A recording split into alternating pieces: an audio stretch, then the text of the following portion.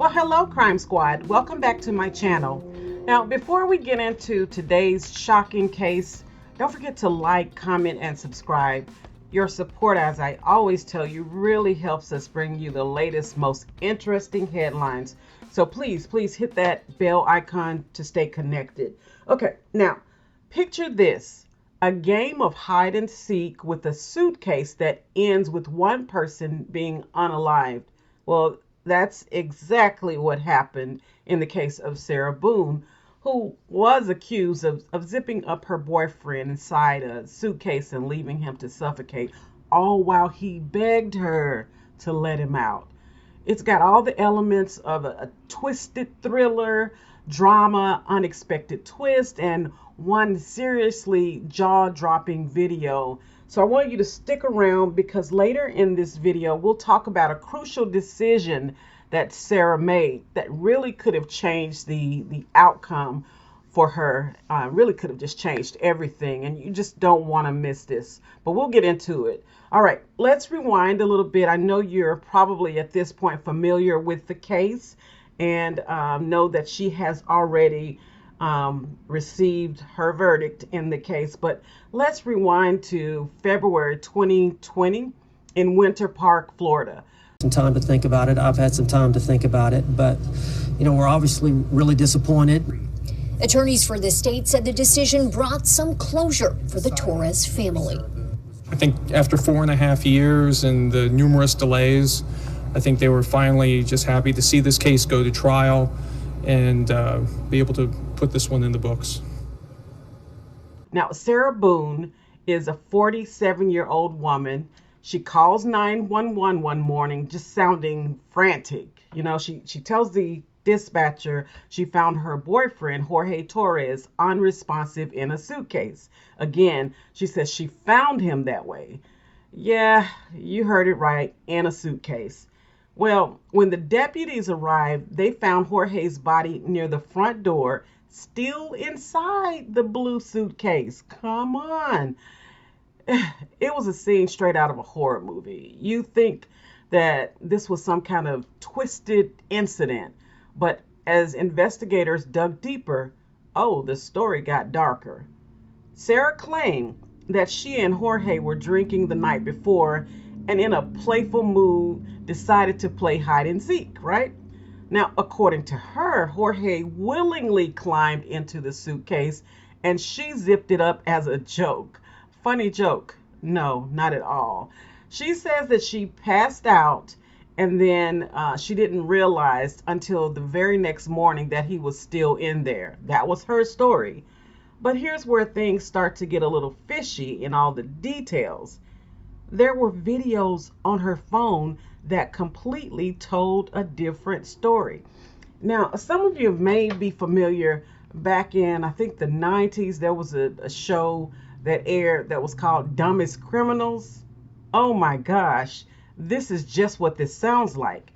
When detectives searched Sarah's phone, they found 2 videos that were nothing short of just chilling, to say the least. In one video, you can hear Jorge begging, "I can't breathe," while Sarah laughs and just kind of mocks him, She's heard saying things like, "Yeah, that's what you do when you choke me." Oh, that's so sad. And almost as if she was getting some kind of weird, twisted revenge out of this situation. At one point, she even tells him to shut up. I mean, that's on the videotape. The suitcase is seen in a different position in the second video, implying that it was moved around and Jorge is still trying to escape. Now, can you imagine the horror he must felt, trapped and unable to breathe, while the person who's supposed to care for him is standing there taunting him? It's just chilling. It's just sad. Now, let's fast forward from February 2020 to May 2020. And the Orange County Medical Examiner's report came out. Cause of death was asphyxiation. Manner of death was homicide. Jorge had been trapped in that suitcase for over 11 hours. Oh my gosh, she had bruises and cuts and other injuries, suggesting blunt force trauma. So a little more than what you would think. So Sarah's version of it was just a prank started to crumble pretty quickly. Now, before we get into the trial portion of this, let's talk about a key moment that really could have completely altered the case totally. Sarah was offered a plea deal before the trial. She could have avoided the whole spectacle of a public trial, but she chose to take her chances with the jury instead. And so what do you guys think?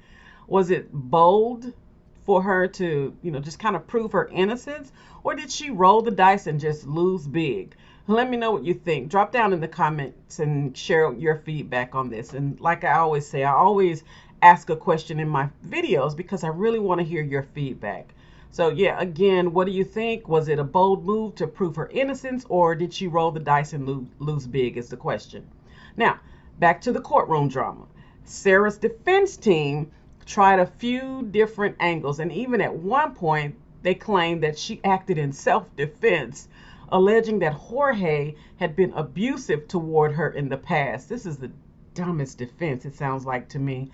They introduced the idea of battered spouse syndrome to justify her actions, saying it was just a result of physical and psychological abuse that she had endured. This was their attempt to paint a different picture of Sarah, not as a cold-hearted M-word, but a victim herself. But let's be real. Does that defense hold up when you've got video evidence of her laughing and mocking him while he's clearly in distress? I mean, I'm curious to hear your thoughts on that as well, Crime Squad. Now, Sarah's legal journey, oh boy, it wasn't smooth either. She went through 8 different attorneys before the court finally said, all right, enough is enough, and ordered her to represent herself. And then imagine that, going up against seasoned prosecutors with no one in your corner.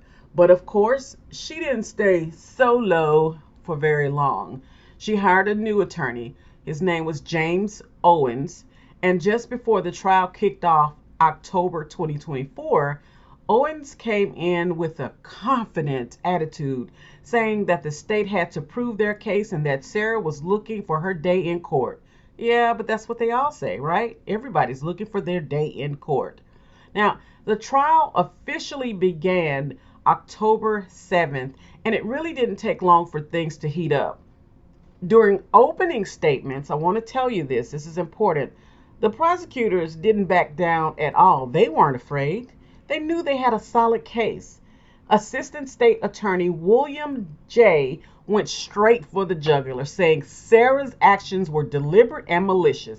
He painted a picture of her going upstairs, falling asleep, and leaving Jorge to take his final breaths alone. He even brought up the 911 call, pointing out that Sarah showed no real signs of remorse. I mean, what you will not hear are her tears. You will not hear sorrow, he told the jury. And yikes, that's some pretty damning commentary, I think. You don't hear any regret in her voice. The defense, on the other hand, they stuck to their argument about abuse and self-defense. They even brought in a doctor to support their claim of battered spouse syndrome. The judge allowed it despite the state's attempt to block it. They were really leaning into the idea that Sarah's actions were a reaction to years and years of abusive behavior from Jorge towards her. But here's the kicker. The actual videos found on her phone were shown to the jury, and they were hard to explain away. So no matter how the defense tried to spin it, those recordings told a story of mockery, not fear. And here's another twist. Just before the trial, the defense attempted to get some of Sarah's recorded statements thrown out, arguing that she was coerced by detectives and tricked into speaking without proper Miranda rights. But the judge wasn't having it. He ruled that the detectives' Miranda's warnings were solid. So all of Sarah's statements, they stayed in play. I mean, that was it. As the trial continued, though, more disturbing details came to light. We heard all about how Sarah's behavior with the attorneys over the years had been problematic. So problematic that she was essentially forced to represent herself for a time. And I mean, how do you go through 8 attorneys and end up representing yourself in a case like this? It shows how chaotic things have been. So where does that leave us now? Well, after the trial wrapped up October 18th, 2024, the jury was sworn in and deliberations began.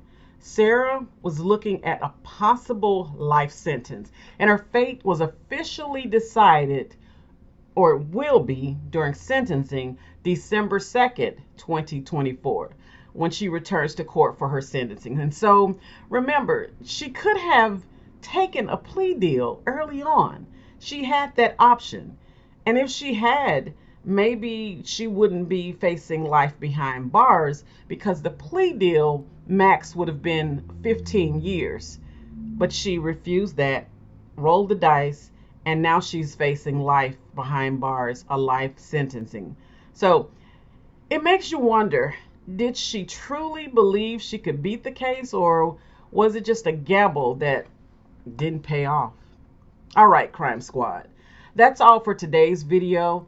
I'd really like to know what you think about this case.